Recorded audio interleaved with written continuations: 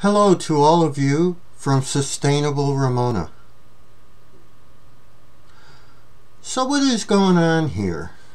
New San Diego Area Community Choice Program feuding with SDG&E. San Diego County moves to join a Community Choice Energy Program. San Diego considers a new gas-electric franchise agreement. Utilities power play will hurt solar energy conversion efforts.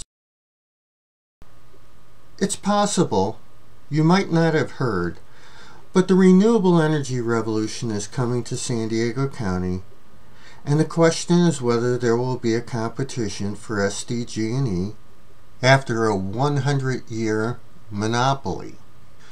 If you have missed what's going on in the renewable energy revolution, let me suggest you go to our YouTube page for Sustainable Ramona. There you can find a 12-minute video titled The Renewable Energy Revolution. That will give you enough background to help you understand the issues we will present in this video you are watching. First, let's cover some terminology. Community choice aggregation, also known as community choice energy, is an alternative to the investor-owned utility energy supply system in which local entities aggregate the buying power of individual customers within a defined jurisdiction in order to secure alternative energy supply contracts. The CCA chooses the power generation source on behalf of the customers. By aggregating purchasing power, they are able to create large contracts with generators, something individual buyers may be unable to do. The main goals of CCAs have been to either lower costs for consumers or to allow consumers greater control of their energy mix, mainly by offering greener generation portfolios than local utilities. Utilities have been quick to try and jump on the bandwagon. For example, Florida Power and Light Company's Solar Together program. Here they offer energy coming from solar energy plants on a subscription basis.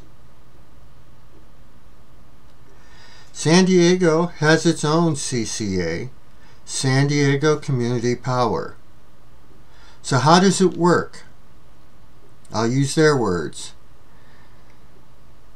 Community choice programs are locally run, not-for-profit agencies that are operating in communities all across the state. We focus on people rather than profits to provide local control of energy choices and a proven path to cost-competitive 100% renewable energy. San Diego Community Power purchases renewable energy, feeds it into the electricity grid. SDG&E delivers that power to all SDCP customers and maintains the lines. There are some persuasive reasons to consider this program. For one thing, this CCA is not for profit. But wait, it's not available in Ramona yet. And that program doesn't really address some critical issues. My biggest concern is that San Diego Gas and Electric still has a role to play. They will deliver San Diego Community Power's energy. Does anyone think these two entities will play nicely together in the sandbox? What will San Diego Gas and Electric charge Community Power's customers for energy delivery? Which brings us to another consideration: community microgrids. What is a community microgrid? their power installations independent from the wider electricity grid. The infrastructure consists of renewable energy sources plus energy storage facilities. In community microgrid systems, residents have a concrete, practical connection to their source of energy and control their energy demand so there is enough to go around. So what does a microgrid look like? We have our renewable energy sources of electricity. We have an electricity storage battery. And we have the microgrid control room where electricity usage, storage flows, and battery levels are monitored. Any purchases and sales of electricity are managed here. And this is all contained within the community where we have the residents, businesses, hospitals, and other consumers of electricity. Finally, we have transportation. Microgrids have become a buzzword for energy activists because it puts all the energy infrastructure locally. Utilities are now offering microgrids as part of their marketing program.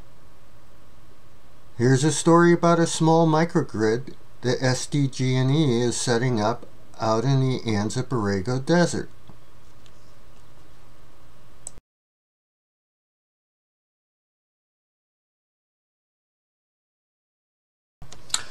So if our local utility, San Diego Gas and Electric, sets up a microgrid for Ramona, won't that be helpful?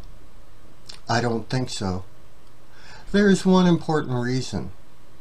San Diego Gas and Electric is a for-profit utility which will always hold its investors and its executive management team to be a higher priority than its customers. As evidence of the importance of this consideration, let's consider California's energy prices. California's prices are almost 60% higher than the national average.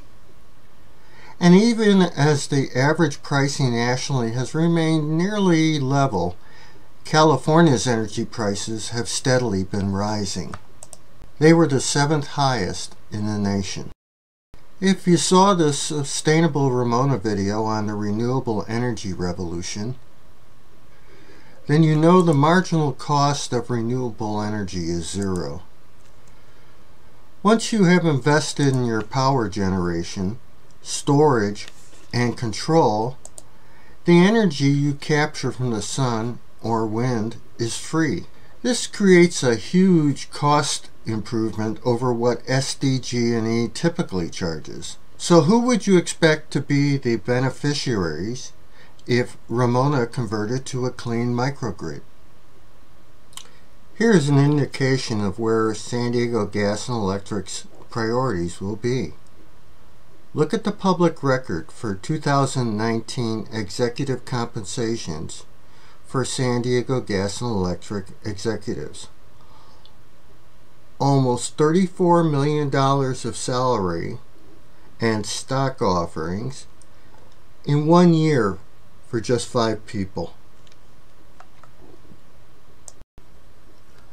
So what should the residents of Ramona do? I'm glad I asked. I think there are compelling reasons for Ramona to set up and control our own electrical microgrid. After all, we already have our own school district and municipal water district. Here's why I think we should manage our power resources. For starters, we are blessed with abundant sunshine. So let's look at our community microgrid for another reason Ramona should consider its own electrical microgrid. Let's add one more piece to the puzzle: agriculture. Ramona has a large agricultural community. What if the agriculture industry were to supply the land to hold solar panels and perhaps wind turbines? You might ask, So what's in it for the farming community? Obviously, the agricultural community will benefit from either renting their land for the use of farmland or paying them for electricity generated on their land. Also, as electrical customers, their business and residential use will benefit from the lower cost of electricity. But there's more. There's a symbiotic relationship between growing crops and solar panels. It's called agrivoltaics. The idea behind agrivoltaics is that once a plant maximizes its ability to use sunlight for photosynthesis, more sunlight can actually reduce its productivity. Many agricultural crops are not adapted for desert climates. To successfully grow them in deserts, we make up for their lack of adaptation with intensive irrigation. Here is an illustration of different types of agrivoltaic systems. Probably of most interest for farmers will be image C, in which the solar panels are mounted on posts. They are raised high enough to allow equipment to pass underneath. The University of Arizona conducted a study in the last couple of years and reached some interesting conclusions. During the day, the plants stayed cooler. At night, there were warmer temperatures. Also, there was more moisture in the air. The results from 3 crops studied showed impressive productivity gains. Chiltepin fruit production increased by 3 times. Tomato production was 2 times greater. And jalapenos achieved 65% less water loss. Obviously, farmers will want to do more research into this science prior to making such a commitment. However, there is another study that was conducted in France that is relevant to Ramona. In a side-by-side study, the results of 2 grape crops was conducted. One field was without solar panels and the other was with them. The results were again significant. Vines sheltered by the dynamic agrivoltaic system showed better resistance to high summer temperatures than the other crop. Growth stunting was observed 6 to 13 days later on the shaded vines compared to the unprotected vines. Water stress, measured with sensors, was lower in the shaded vines, with a reduction in water requirements varying from 12% to 34%, depending on the systems. Shading also had an effect on berry weight, which was 17% higher for the protected vines. Similarly, it also had a beneficial effect on the organoleptic quality of the wines. Anthocyanin content was higher by 13%. As was total acidity, which was 9 to 14% depending on the method. Conversely, alcohol strength remained at the same level in shaded plots and the control vineyard.